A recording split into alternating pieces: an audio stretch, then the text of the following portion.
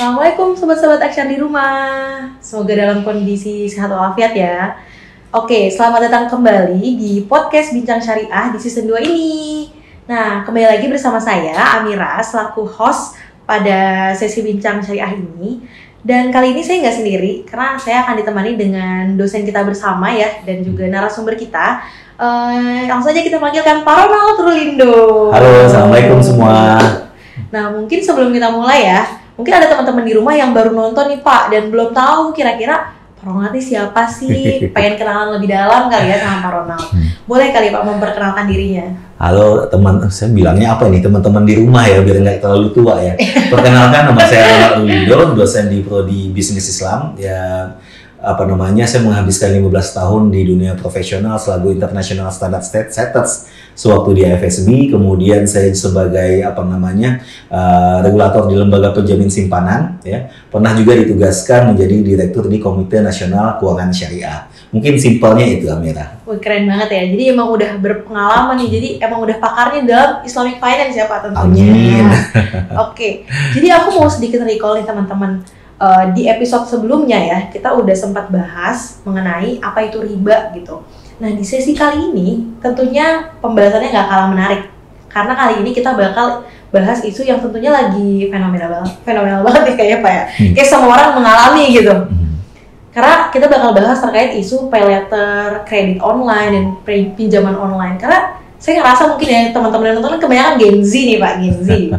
Seumuran kita nih. Nah, kebanyakan mungkin para kita karena ada kemudahan kali ya Pak lewat digital, ini mungkin salah satu efek negatif juga ya dari adanya digitalisasi, yaitu kemudahan dalam melakukan transaksi pinjaman online, pay letter gitu. Nah mungkin itu sih Pak, mau mulai membahas nih, kita langsung aja kali ya masuk ke pertanyaan yang pertama gitu. Kalau dari Bapak sendiri gitu ya, gimana sih Pak melihat kasus-kasus ini gitu, dan sebenarnya boleh nggak sih Pak Islam itu sendiri memandang produk-produk ini gitu, baik itu kredit online, pay letter, ataupun pinjaman kredit sejenisnya? Mungkin kita ngelihatnya begini ya, kalau boleh dan tidak boleh itu nanti bisa kita lihat akadnya di sendiri. Tapi tadi Amira menyebutkan sebelumnya udah bahas tentang riba. Nah, riba ini sebenarnya kan lekat dengan hutang. Nah, mungkin kita bahas hutangnya dulu nih. Dalam Islam boleh nggak ada hutang? Ya boleh-boleh aja sepanjang nggak ada ribanya ya. Tapi ingat, Nabi sendiri tidak menganjurkan orang untuk berhutang. Walaupun nggak haram juga berhutang ya, sepanjang tidak ada ribanya tadi. Kalau mungkin kondisinya memang terpaksa. Nah, Nabi sendiri juga pernah berhutang itu, bahkan pada Yahudi lagi berhutangnya, walaupun kemudian pastinya dilunasi ya. Nah, berbicara tentang pelunasan, Islam sendiri juga meminta dan merekomendasikan orang untuk segera melunasi hutang. Nah, itu ada beberapa poin tuh. Tadi utang boleh, tetapi tidak dianjurkan. Kalau berhutang, dianjurkan segera melunasinya. Dan yang paling mantapnya lagi nih, melunasi hutang itu wajib. Kalau enggak ya, Nabi sendiri nggak mau tuh menyolatin orang yang berhutang. Jadi kalau bicara tentang pay letter, kredit online itu kan semuanya hutang ya. Basicnya hutang itu ya boleh, tapi itu tadi tuh konsiderannya semua.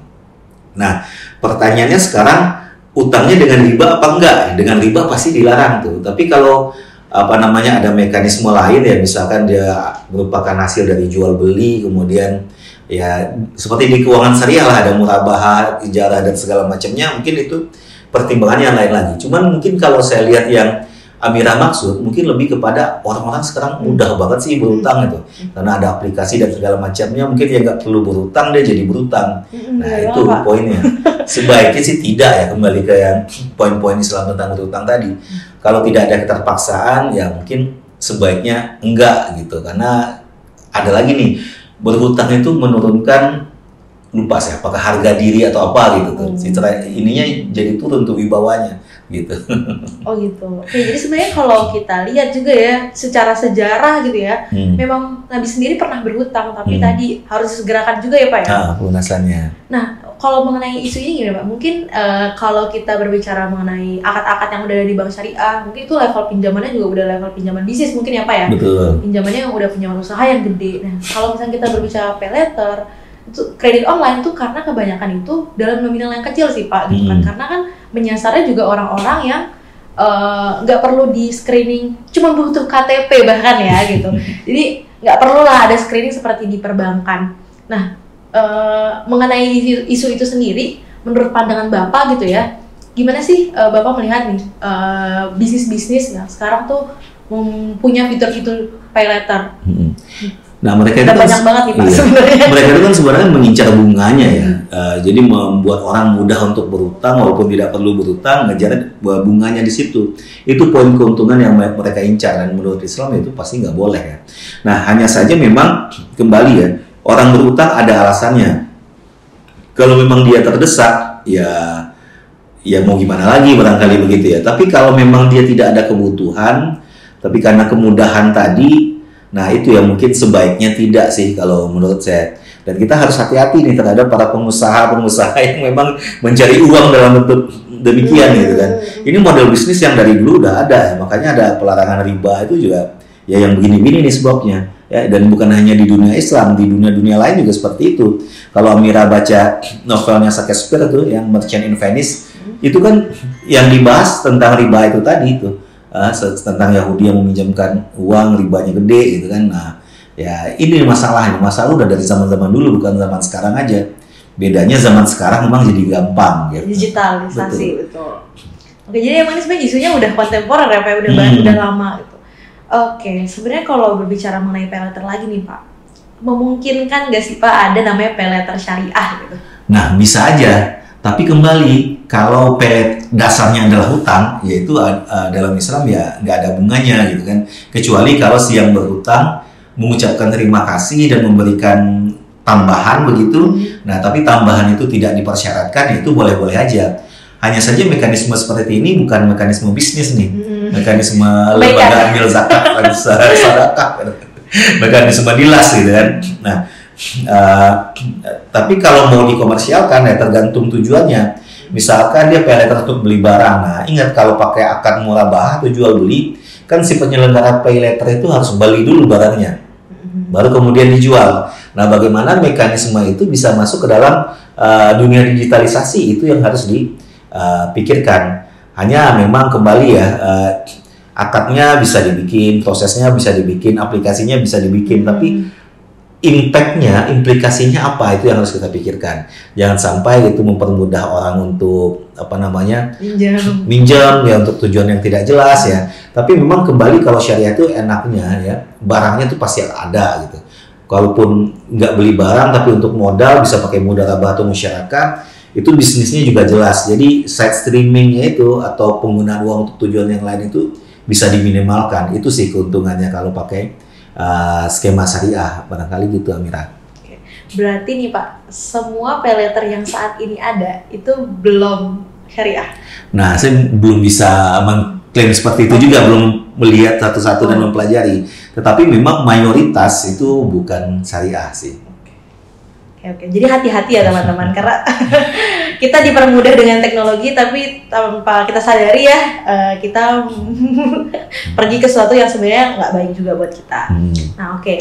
Kita bahas mungkin gimana sih Pak terkait peran pemerintah itu sendiri melihat isu ini, karena sekarang ini isu jadi suatu hal yang marak, bahkan ya Pak ya, ada salah satu karena utang pinjaman ini berdampak pada dampak-dampak lainnya gitu, kayak misalnya ada yang paling parahnya kematian juga gitu kan. Itu udah maksudnya ternyata dampaknya efeknya panjang gitu. Kira-kira apa sih peran yang bisa dilakukan? Ya pertama pasti meningkatkan kesejahteraan ya. Orang-orang tuh tidak akan minjam kalau nggak terpaksa sih. Nah itu satu. Walaupun kembali tadi ada yang mungkin minjam karena iseng, karena ingin gaul, ingin gaya, ingin terlihat mewah. Nah ini kalau udah yang begini ini susah nih. Ya, kalau yang tadi yang terpaksa, peran pemerintahnya adalah apa? Sesuai dengan ajaran Quran kan Allah mengharamkan riba dan menyuburkan sedekah.